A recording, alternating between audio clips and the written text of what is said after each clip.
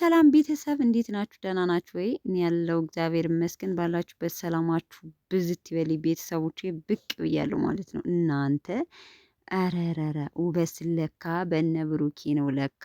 አያችሁ ሚዜያቸውን ከመሀል አድርገው ሱፍ በሱፍ እጅብ አድርገው እንዴት ከብሩኬ መኪና አጠገብ ቁመው እንዴት እንደተነሱ አስባችሁታል? ሬዲ እስኪ አስተያየት ምረጡ። በቃ ሚዜዎቹ እኛ ነን ሶ እንሄዳለን አንሄድም በሚለው አስተያየት እስኪ ስጧቸው። እነ ሀሰን እነ ሚፍታ እነ ፍፄ እነ ቤኪ ናቸው እንግዲህ ሚዜዎቹ ማለት ነው። እናንተ እንዴት አባታቸው ነው የሚያምሩት! በጣም ነው የሚያምረው ከምር እንዴ ሚዜነና አበቡዬ ደግሞ እያለ እኮ ነው። እናንተ በቅርቡ እንግዲህ ሰምታችኋል፣ ይፋ የሆነ ነው በቅርቡ የሚዝነታቸው እንዴት ነው? በጣም በጣም ያምራሉ። ምንድናቸው ምንድናችሁ ተብለዋል ማለት ነው። እና ሚዜንን ተብለዋል። ለማንኛውም እንግዲህ በቅርቡ የብሩኬና የሃይሚን ሰርግ ጠብቁ።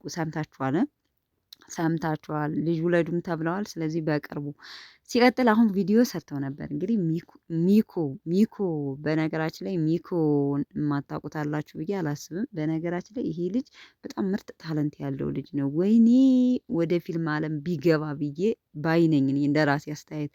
እናንተ ቲክቶክ ፔጁን ፎሎ አድርጋችሁታል? በነገራችን ላይ የሚሰራቸው ድራማዎች የሚሰራቸው ወይኔ እንዴት ብሎ እንደሚተውን በጣም ጎበዝ ልጅ ነው። አደንቀዋለሁ እግዚአብሔርን በጣም በጣም እኔ የልጅ ትልቅ ደረጃ ላይ እንደሚደርስ እርግጠኛ ነኝ።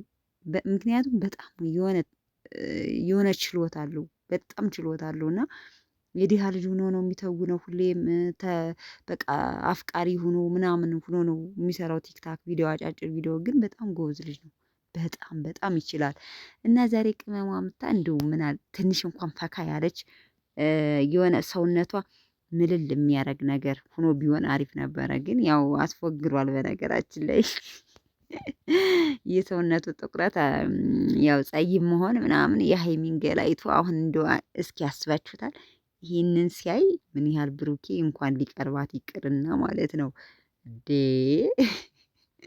ያው ብሩኬ ግን ምንም አይነት ቃላት አልወጣውም። ምክንያቱም በጣም አስተዋይ ልጅ፣ በቃ ነገሮችን አስቦ አመዛዝኖ የሚናገር ሰው ስለሆነ ምንም አይነት መጥፎ ቃላት ከአንደበቱ አልወጣም። እንደውም ሃይሚ አታምርም ሁሉ ሲለ ምን አይነት መልስ እንደሰጠ አይታችኋል። ለማንኛውም በጣም ያሳቀኝ በጣም ዘፈታ እና ሜካፑ ያስነቃል እኮ ግን እውነት ብሩኬ ሳይነቃ ቀርቶ ነው። እኔ እኮ ግራ ይገባኛል ከምር። ፊዚካል እኮ ስታዩ እናንተ ትነቃላችሁ እንዴ? በእርግጥ እሱ ተሸፋፍኗል ግን እንደዚህ አይነት ቪዲዮ እየሰራች ነው ፕራንክ ታደርገኛለች የሚል ምክንያቱም ይሄ ቋሚ ስራቸው ስለሆነ ይሄ ሲስተም ይላሉ። ገብታችኋል?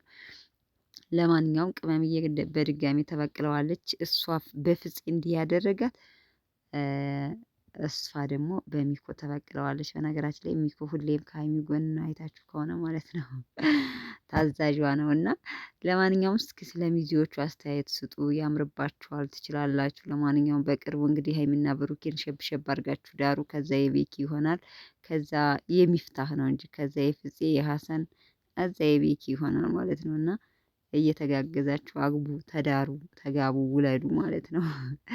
ለማንኛውም ደስ ይላል። በጣም ደስ ትላላችሁ ሚዜዎቹ ማለት ነው። እና ዘፈታ ነው ያልነው በቪዲዮ። በነገራችን ላይ በዛሬው ቪዲዮ መልካም አዳር ቤተሰብ፣ ይመቻችሁ፣ ወዳችኋለሁ። ባይ ባይ።